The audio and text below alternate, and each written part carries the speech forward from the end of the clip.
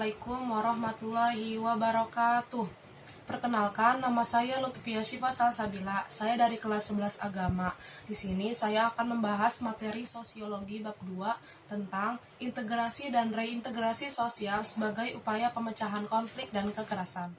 Yang pertama, definisi integrasi sosial. Istilah integrasi berasal dari kata integration yang artinya keseluruhan. Secara umum, integrasi sosial adalah sebuah sistem yang mengalami pembaruan hingga menjadi suatu kesatuan yang utuh.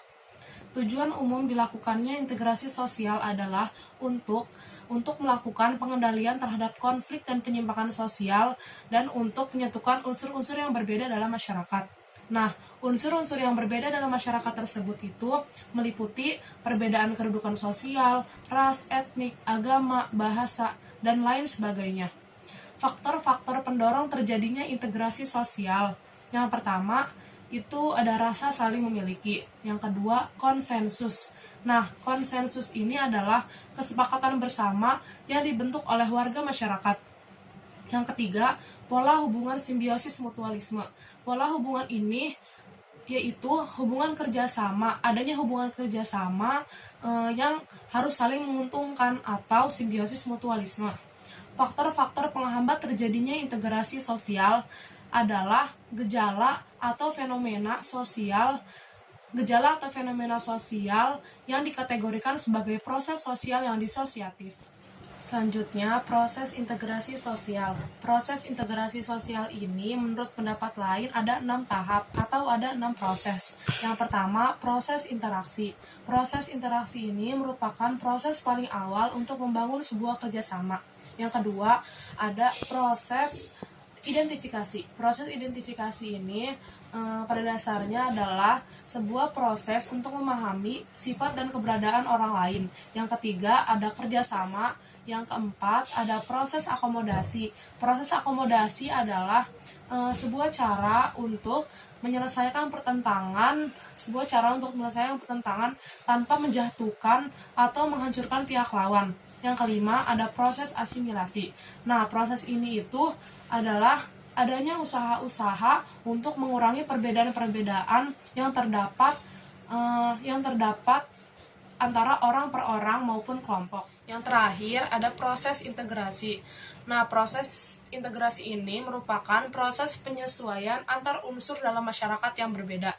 Dalam integrasi sosial terdapat kesamaan pola pikir, gerak langkah, tujuan dan orientasi, serta terdapat keserasian fungsi dalam kehidupan. Terus, selanjutnya ada bentuk integrasi sosial.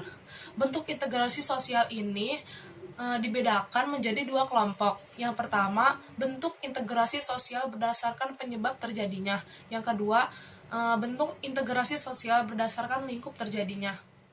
Jadi, pembahasan tadi itu adalah seputar tentang integrasi sosial. Selanjutnya, reintegrasi sosial. Yang pertama, definisi reintegrasi sosial. Reintegrasi sosial dapat diartikan sebagai suatu cara untuk menyatukan kembali kelompok masyarakat yang sempat mengalami konflik sebelumnya. Dalam reintegrasi sosial, sarana untuk mengendalikan konflik sangat dibutuhkan oleh masyarakat yang berkonflik dengan tujuan untuk menetralkan ketegangan-ketegangan yang timbul dari konflik. Contohnya, yang pertama itu melalui kompromi antar perwakilan. Yang kedua, yang berkonflik melakukan perdamaian dan menyadari kesalahan-kesalahan tindakan yang telah diperbuatnya. Contoh lain dari reintegrasi sosial adalah tidak main hakim sendiri jika terdapat sebuah permasalahan, karena main hakim sendiri merupakan contoh perilaku penyimpangan sosial yang masih sering terjadi atau masih sering dilakukan di masyarakat. Yang kedua, upaya menuju integrasi sosial. Di antara sekian banyak langkah yang dapat dilakukan dalam penanganan sosial budaya menuju integrasi sosial adalah yang pertama itu demokratisasi, yang kedua manajemen konflik, yang ketiga strategi kebijakan publik, yang keempat pembangunan pendidikan, yang kelima memberdayakan pekerjaan sosial, Yang keenam, meningkatkan modal sosial. Dan yang terakhir adalah pembangunan komunitas. Cukup sekian pembahasan dari saya, semoga bermanfaat. Wassalamualaikum warahmatullahi wabarakatuh.